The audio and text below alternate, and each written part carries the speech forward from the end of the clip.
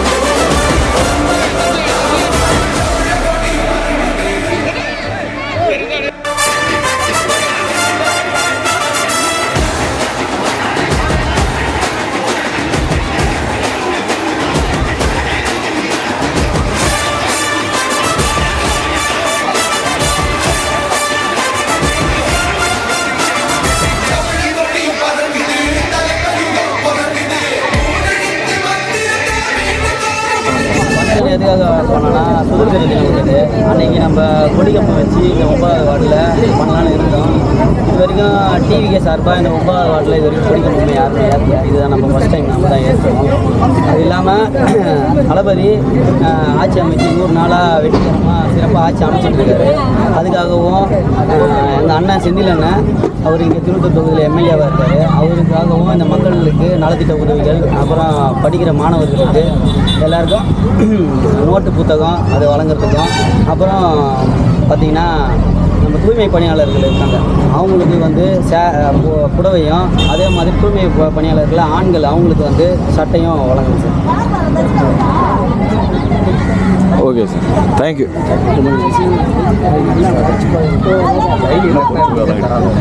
நீங்கள் இப்போ எதுவாக இருக்கீங்க? நான் இங்கே வந்து பார்த்தீங்கன்னா நான் திருவட்டூரில் 9வது வட்டத்தில் கிழக்கு பகுதி செயல் வீரராக இங்கே செயல்பட்டுருக்கேன்.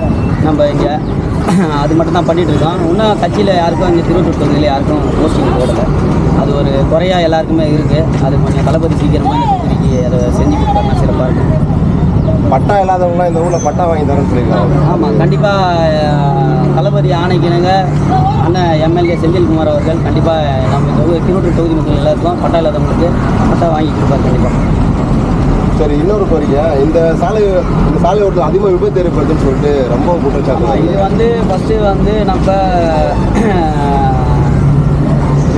தமிழ்நாடு கவர்மெண்ட்டு ஸ்டேட் கவர்மெண்ட்டு சாலையாக இருந்துச்சு. ஆனால் இப்போ வந்து அது சென்ட்ரல் கவர்மெண்ட் ரோடாக மாற்றுறதுனால இந்த ஸ்பீட் பிரேக்லாம் கம்மியாக போட்டாங்க. இந்த லாரிலாம் அதிகமாக போதில்லை, இதுக்கு ஒரு தீர்வு கிடையாதா?